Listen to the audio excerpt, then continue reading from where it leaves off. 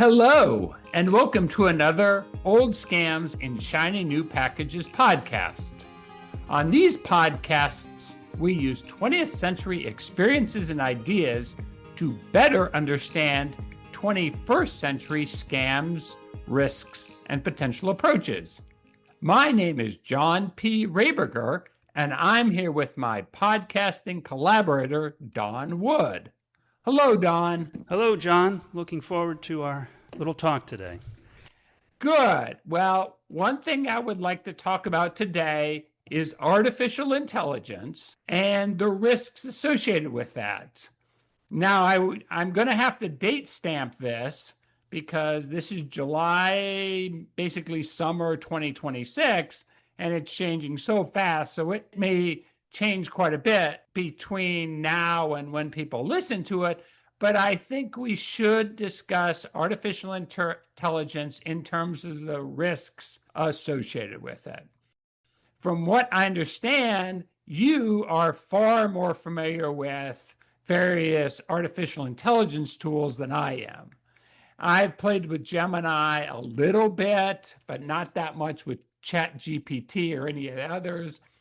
I could ramble on about the history of it from the last century, but I would like to start this podcast by asking you a few questions about your experience with artificial intelligence.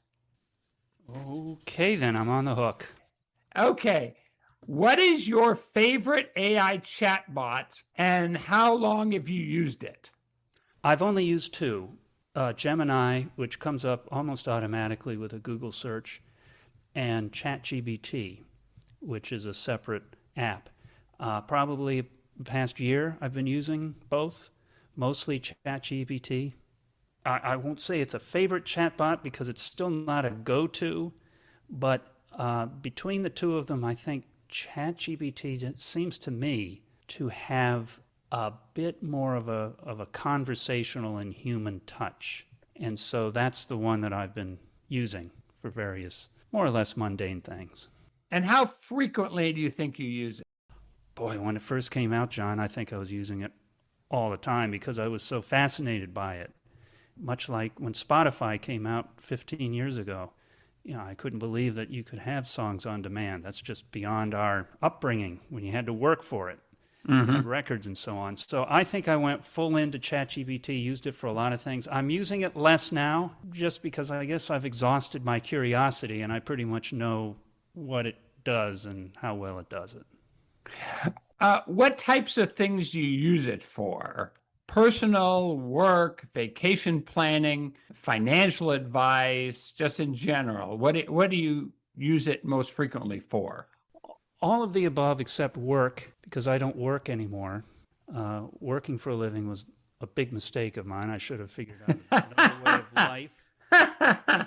I'm done with that. I've reached my plateau of productivity, so to speak. But all of the other ones that you mentioned, everything from, home repair to vacations, where are great places to eat that have certain foods and certain atmospheres in a town I've never been in. ChatGPT will tell you, and it will give you an address, and it might give you a picture. Do you trust the results overall? If so, why? If not, why? I do.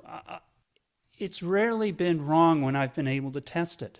Now, I'm not asking it very complicated questions. I haven't. In case, like, for example, if one were to ask how to handle a tax situation in Virginia or where we live, or something having to do with an investment idea or timing, things like that, I think it gives a very good answer, but it's something when you're talking about money or things that really matter, at this point, I wouldn't rely on it 100%. You might ask it the same question but formulated in slightly different ways to see if you get a different answer. Nevertheless, I think I would go back out and do it the old-fashioned way just to double-check, to make sure that it's correct. Can you tell what the sources of information are during your interaction with it? Sometimes it will give you, I think, little source notes. So at the end of an answer, or if an answer has 5 or 6 paragraphs, for example, with different points, I think it will give you these little tiles or these little links that you can check. And perhaps even at the end of an answer, there might be something like an end notes sort of thing where you have 4 or 5 different links that served as the origin of the answer. Okay. In the last century, a guy by the name of Alan Turing was a mathematician and cryptographer. He created what's called the Turing test. That is a test to figure out how much a computer was like a human being. The underlying theory behind the Turing test is that humans recognize other humans. And if something is close enough to being human-like, then a person will be able to spot the limitations of that thing, specifically a chatbot in this case. On a scale of 10, it's perfectly human-like, to 1, it's a robot. What number would you give to ChatGPT and why? John, that's a very good question. I've been thinking about that.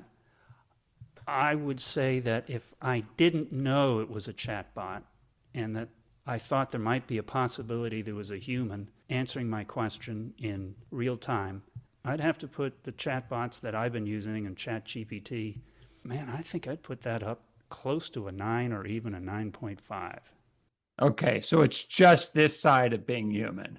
It could even be an 11. Okay. In other words, it's superhuman. Yeah.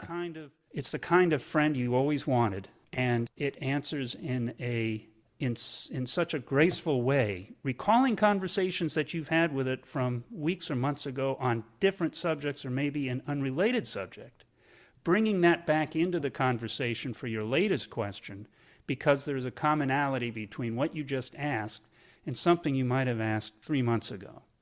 I don't know if humans have the capacity to remember a conversation that they had with someone else 3 months ago and to be able to recall instantly and insert it into a question that you just asked.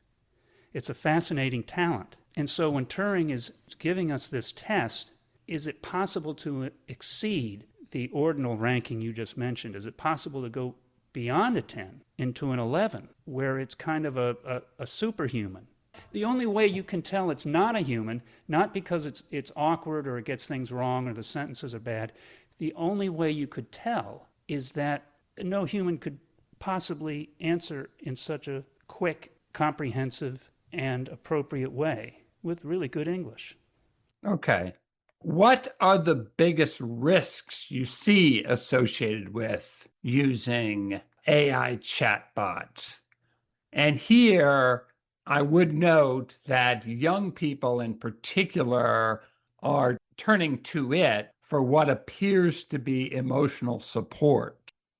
Do you think that's a risk? And if so, what other risks do you think might result from using it?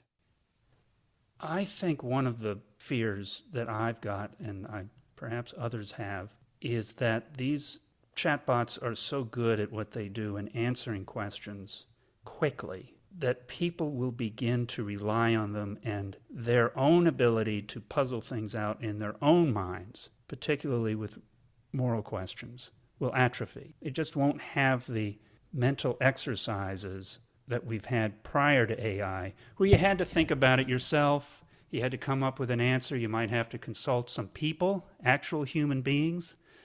All of that will go out the window if it's so easy to curl up in your bed with your phone and ask a terrifically difficult moral question and have an answer come out. So that's one risk, the atrophying ability to puzzle things out for oneself.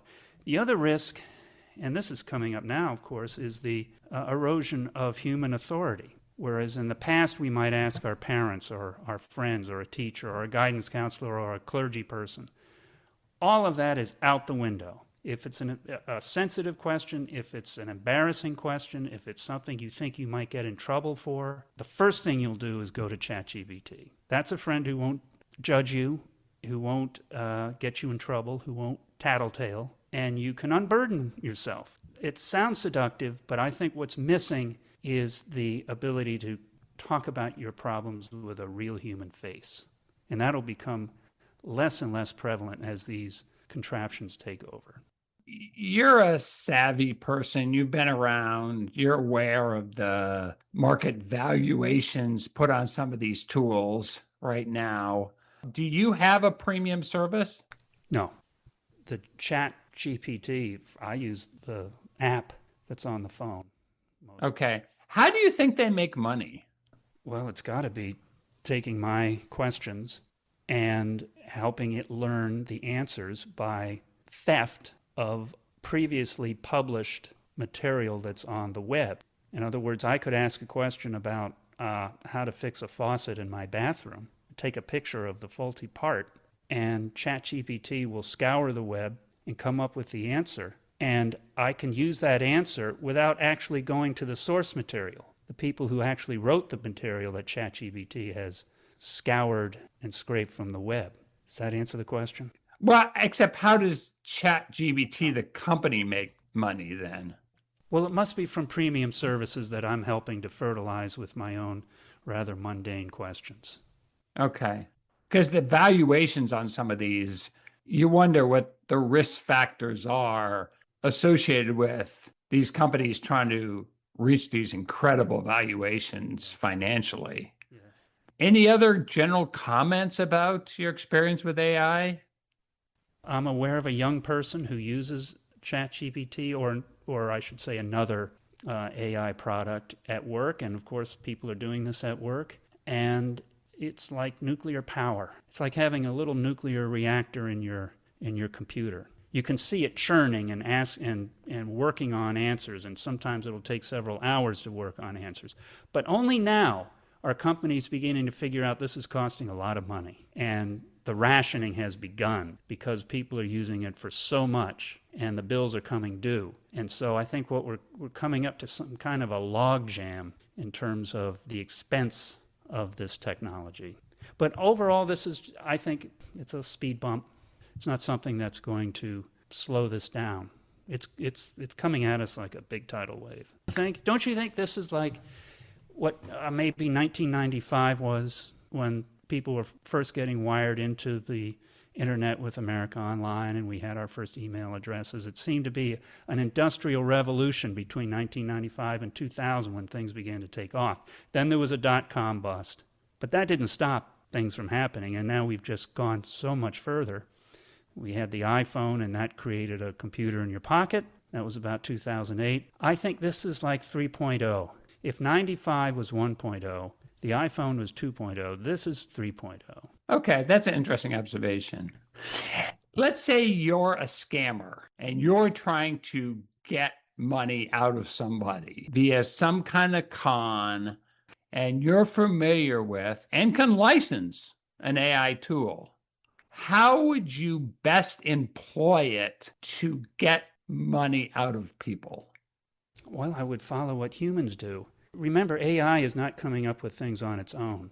It's just taking the collective wisdom of whatever's been put on the web for the past 30 years and creating its own answer. So I would have an AI tool that's a lover, your best friend. And you can't believe how good this AI tool is. It's there for you at all times. And eventually it's going to ask for something in return. And you're so seduced into using it. Your powers of solving problems on your own have been atrophied to the point that you can't do without it. I think this might happen, that our muscles will begin to wither, we'll become addicted, and we'll start paying large amounts of money to keep the thing going. It may not be a swindle, but it's an addiction like a drug. I could see that happening. Any other ways that you can see scammers potentially using it to steal your passwords or understand vulnerabilities that they could take advantage of and try to blackmail you or anything like that? Or do you think there's enough protections in place based on your experience with it that seems unlikely? I've been very careful not to give any specific information about myself because of that fear. Not that the tools that I'm using are corrupt themselves, but because the data just ends up somewhere on some server and you don't know who can hack into it. So I see it as a The scammer, that's a good point. I hadn't thought about it, but there must be, I'm sure there are people thinking about this right now, how to get that kind of information and use it for nefarious purposes. But the freebies that you can get now, Google and ChatGPT, their reputations would be seriously damaged if something like a leakage were to occur, or if there were corruption on the inside. That would be very bad for them. So I'm optimistic for these first models that have come out. But as we've been talking about through these conversations, John, everything has an antecedent. And we know that corruption is in the human heart of many people. So I'm sure that there will be a way to manufacture these AI bots, which will probably manufacture themselves and have all kinds of different flavors to them. You know, a bot just for teenage boys in Tulsa, Oklahoma kind of thing. And those can be very seductive to people. And eventually the corruption will come in. Did you use any of the more narrow, what are now called AI tools in the past? Like WebMD has a symptom checker. Are you familiar with that? That now would be categorized as something akin to an AI tool. It started out as something else, as what's called an expert system, but now AI is trendy, so I'm sure it'd be recategorized as AI. Other tools include IBM's Deep Blue. Do you play chess? No.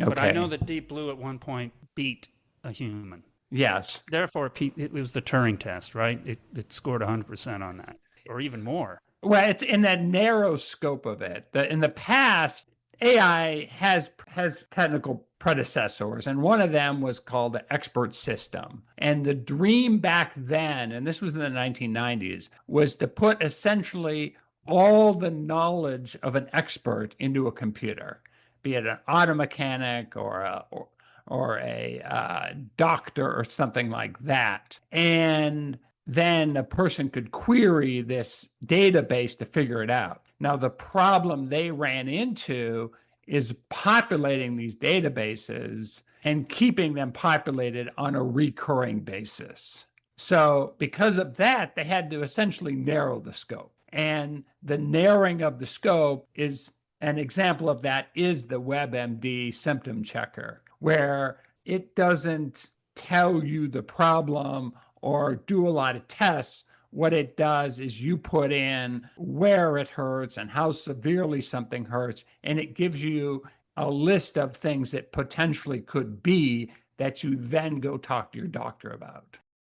Deep Blue as a chess grandmaster surrogate was also another example of this, because chess is very, very big in terms of the number of potential moves, but it's finite in terms of that number. It's some huge number, but it is finite, which it makes it very attractive because a computer can calculate all that stuff very quickly. Same with things like Google Translate. Languages are finite. Now, you get the details of context and things like sarcasm and humor and dialects. It gets complicated, but the core of most languages is at least somewhat finite in terms of translatability. And so that's another one of those where Google Translate or something like it would now be defined as AI. They didn't think like that, but the goal was to figure out how to help people do at least some rudimentary translation using this big, at least well-known data source. Because people have been learning about other languages for a long, long time. Yeah, I didn't know about these expert systems. And I haven't used WebMD to check symptoms, although I think the chatbots nowadays would certainly do that for you, and then it would ask you more questions. See, this Sure. is one of the things that it's pretty good at. It wants to engage you to keep going. The one that I've been using will compliment you on your excellent question or a word you might use. So the first thing is it really tries to butter you up here. Then it gives you a pretty good answer, and then it asks you, again, a follow-up question or something to narrow down the problem, and it's very good. I imagine that WebMD in the early iterations, but not having used it, might have been more of a simple Q&A, but without the conversational Yes. rhythm that these new ones have. Yes, that's exactly right. That's what separated expert systems from the more modern things based on large language models, And there wouldn't basically. be a question about being emotionally attached to WebMD, I wouldn't think. No, I don't think people get too emotionally attached to the WebMD symptom checker. And to be honest with you, it's not necessarily designed to become an emotional attachment point either. So I have a hard time blaming WebMD for stuff like that. People are getting married to their chatbots. Oh God. I mean, have you read this? No, no, no. Well, after the podcast, I'll see if I'm right, but I've heard this through the grapevine. If they're not getting married, they're certainly almost like an emotional support dog. It's got to go everywhere with them. And one can imagine being in a relationship with a human being and having sort of this third party that's being queried by one of the human beings about the other human being's behavior. And ChatGPT, or whatever it happens to be, an AI bot being kind of a third wheel? A third wheel. Of course, the other partner might have their own, so now we've got two four third wheels. Yeah, exactly. And so who's talking to whom here? It seems at that point you just should bring the two chat GPTs or AI bots together and have them solve the problem. Yeah. But there's always going to be that, from now on, there'll always be that sort of entity out there that someone is using to check up on the other person and make sure the other person is behaving appropriately or is okay, or is this relationship okay, that kind of thing. Nothing creepy about that at all. Good Lord. I mean, you just don't know if you're talking to your spouse or you're talking to a bot that has given the spouse a kind of a script. Oh, God. Yeah. So that's you ask about the risks. I would add that to the risks. Yeah. I really would. That's something that there's someone else in the house. Yeah. The call is coming from inside the house. Exactly. Getting back to work issues, have you seen this Project Iceberg? Basically, MIT looked at the degree to which AI might substitute tasks in certain jobs. It probably won't totally replace some jobs. That's really hard to do, but it might supplement or eliminate tasks within certain jobs. For example, in the old days, you would have a translation service if you're dealing with a foreign country and things like that. AI can be an intermediary to serve as that translation service, and then you don't have to hire a translator or pay for a translation service like they sometimes have to do. So anyway, MIT said that in this Project Iceberg, that AI will eventually replace about 12% of U.S. market activity and about $1 trillion in wages, which is interesting because it's a different way to look at AI. In other words, AI will become like a computer in that it won't do the work for you, but it'll help you like do your work faster, more efficiently. The other examples I've seen is like summarizing data more efficiently or developing the first rough draft of a software code very efficiently and quickly, so you don't have to pay somebody to do that, or running calculations, developing statistics, probabilities, stuff like that. For listeners, I recommend you Google up MIT's Project Iceberg. It's actually pretty interesting. And it makes AI appear quite a bit less threatening in terms of the work environment. Now, the problem then becomes if you're dependent on this tool for certain work activities, what are the risks of that in terms of scamming and false invoices and providing wrong information, and what are the consequences of that too? God, I think that's right. If one relies on these machines to do what entry-level people used to do without the adequate checks, you might, as a supervisor, see a result come in from AI. I don't know how it works. I don't work anymore.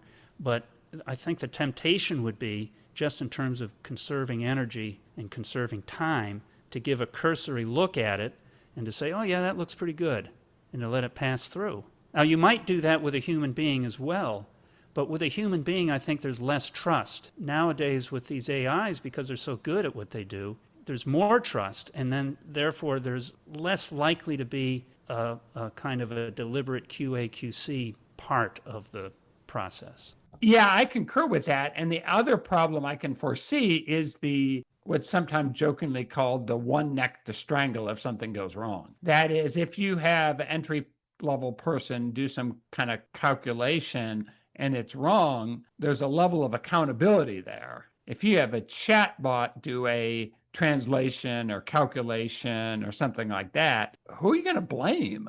To be honest with you, the person who believed the data without double checking is the person who's going to be blamed. And so in some ways, that's going to complicate some things because AI is not perfect. I've done enough queries that I've seen some blatantly wrong answers. And so it's a tool just like anything else. And all tools have their attributes and limitations.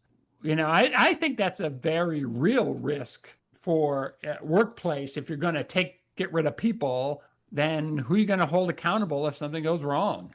You hold accountable the company that provide the AI? Well, you probably have terms of service there where you've given up any kind of thing. Right. And they probably have good lawyers too and things like that. So somebody is responsible, but that's right. How do you find that responsible party? Yeah. Very difficult. But if AI is going to replace so many people in jobs, there will be very few people there. And those few people are really in charge of making sure AI is doing the right thing. Yeah. Okay. Any other risks that you can think about in terms of using AI tools? I'm thinking of the calculators when they came out. You remember? Sure. In the 70s, and there was a little bit of a controversy whether we should allow calculators in the classroom. For a while, the teachers said no. And to this day, I can do multiplication up to 12 times 12 almost instantly. Yeah. But that's because I learned before the calculator. Yeah. When the calculators came in, I would like to test somebody under 30 to see whether they can do 9 times 7. Right now, do it quickly, without thinking about it. Right. And I suspect that they won't be able to do it fast.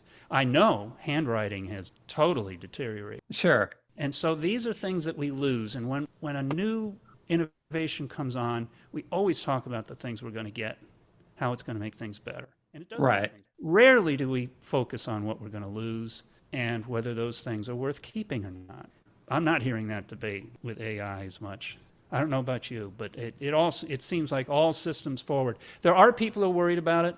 There have been sort of murmurs of protest during commencement speeches when the speakers mention AI, and so the students are kind of booing and the rest. But they're going back to their dorms and using it to write papers. Yeah, it's true. So it's a little ridiculous. Yeah, it is. But the fact is we are going to lose some of the things we talked about earlier, and those are significant losses. Yeah. I think, as a society, try to keep what's good. Yeah, I concur. Well, thank you, Don. I appreciate your insights on this. And I will finish off by saying, don't be afraid, because modern scams are just old scams in shiny new packages. Thank you, Don. Appreciate it. It's wonderful to talk.